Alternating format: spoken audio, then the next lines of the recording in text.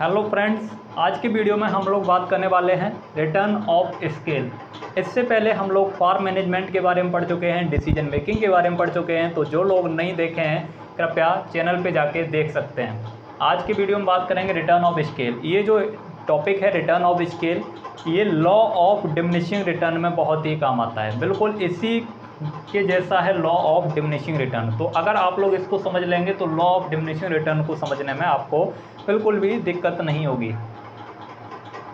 तो चलिए पढ़ते हैं रिटर्न ऑफ स्केल।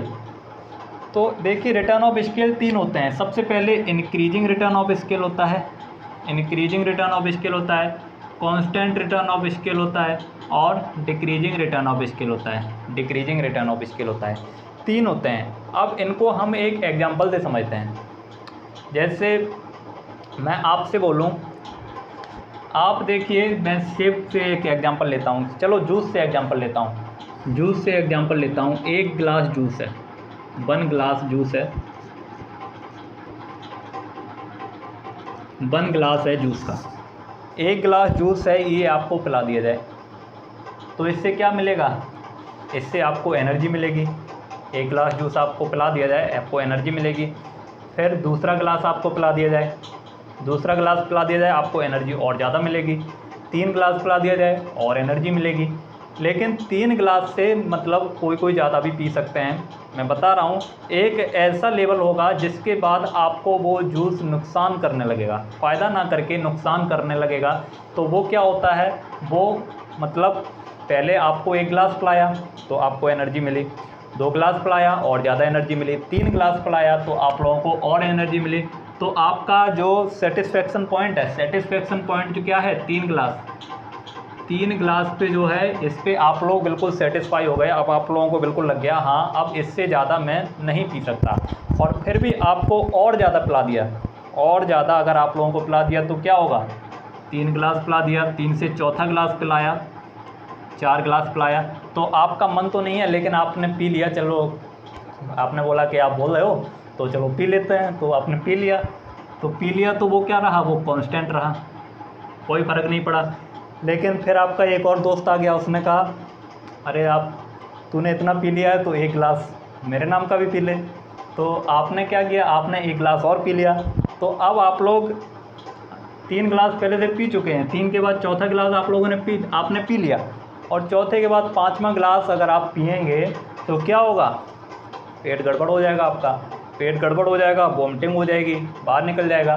तो जब आपने 5वां गिलास पिया, 5वां गिलास पिया, मैं एग्जांपल से समझा रहा हूँ, यहाँ पे कोई किसी का वो नहीं है, कोई भी कितना भी पी सकता है। कहीं पे आप लोग कमेंट करने लगे कि सर मैं तो इतना पी सकता हूँ, तो मैं आपको एग्जांपल दे के समझा रहा हूँ। जैसे आपने पहले 1 गिलास पिया तो प्रोडक्शन आपके इंक्रीज हुआ, एनर्जी आपकी मिली। तो यहाँ पे क्या चल रहा है, यहाँ पे इंक्रीजिंग रिटर्न ऑफ स्केल चल रहा है। क्या चल रहा है, 1 गिलास, 2 गिलास, 3 गिलास तक, 3 गिलास पे आप सेटिस्फाई हो गए, मतलब आप इससे ज़्यादा नहीं पी सकते। तो 3 गिलास तक आपका क्या चला, इंक्रीजिंग रिटर्न ऑफ स्केल चला। उसके बाद चौथा और 5वां गिलास जो चला, चौथा और 5वां गिलास आपने ऐसे ही पी लिया, उससे आपको कोई फ़र्क नहीं पड़ा। चौथा और 5वां गिलास आपको पी लिया, आपका पेट पहले से भरा हुआ था लेकिन आपने पी लिया, तो उससे कोई फ़र्क नहीं पड़ा। तो वो क्या चला, कांस्टेंट चला, कांस्टेंट चला। उससे मतलब ना आपको कोई फ़ायदा हुआ ना आपको कोई नुकसान हुआ, तो वो कांस्टेंट रहा। लेकिन आपने जैसे ही 6वां गिलास पिया, जैसे ही आपने 6वां गिलास पिया तो क्या हो गया, वॉमिटिंग हो गई, आपकी तबीयत ख़राब हो गई। तो क्या हुआ, वो डिक्लाइन होने लगा, तो डिक्रीजिंग रिटर्न ऑफ स्केल, ये जो है वो decreasing return of scale, decreasing return of scale. सबसे पहले इंक्रीजिंग रिटर्न ऑफ स्केल, उसके बाद कांस्टेंट रिटर्न ऑफ स्केल, उसके बाद डिक्रीजिंग रिटर्न ऑफ स्केल या डिक्लाइन होने लगा वो।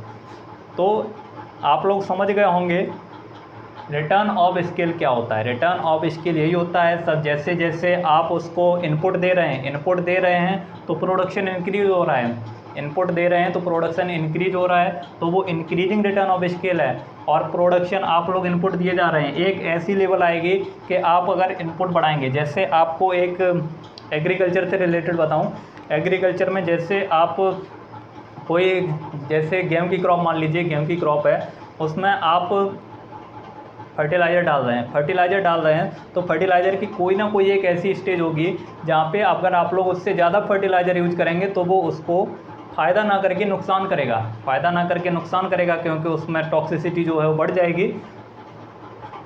तो उसी के हिसाब से ये चलता है। सबसे पहले इंक्रीज होता है, जैसे आप लोग नाइट्रोजन दे रहे हैं पौधे को, जितनी उसको ज़रूरत है उतनी दे रहे हैं, तो वो क्या होगा, इंक्रीजिंग रिटर्न ऑफ स्केल होगा। जितनी ज़रूरत है उसकी पूरी हो गई है, फिर भी आप लोग दिए जा रहे हैं तो कुछ देर तक कांस्टेंट रहेगा, कुछ देर तक कोई फर्क नहीं पड़ेगा। लेकिन फिर भी आप दिए जा रहे हैं तो फिर क्या होगा, फिर वो डेक्लाइन होने लगेगा, प्रोडक्शन जो है वो घटने लगेगा। तो यही चलता है लॉ रिटर्न ऑफ स्केल। तो उम्मीद करता हूँ आप लोग समझ गए होंगे रिटर्न ऑफ स्केल क्या होता है। रिटर्न ऑफ स्केल जो है 3 तरह का होता है। एक इंक्रीजिंग रिटर्न ऑफ स्केल होता है, कांस्टेंट रिटर्न ऑफ स्केल होता है और डिक्रीजिंग रिटर्न ऑफ स्केल होता है। यहाँ पे आप लोगों को ये चीज़ याद रखनी होती है। एक होता है ईपी यहाँ पे होता है 1 से ज़्यादा, ईपी जो है वो 1 से ज़्यादा होगा। ईपी क्या होता है, इलास्टिसिटी ऑफ प्रोडक्शन, ईपी होता है elasticity of production. Increasing return of scale में ईपी जो होता है मोर देन 1 होता है। कांस्टेंट रिटर्न ऑफ स्केल में ईपी जो है 1 के बराबर होता है। और डिक्रीजिंग रिटर्न ऑफ स्केल में ईपी जो है, डिक्रीजिंग रिटर्न ऑफ स्केल में ईपी 1 से कम होता है।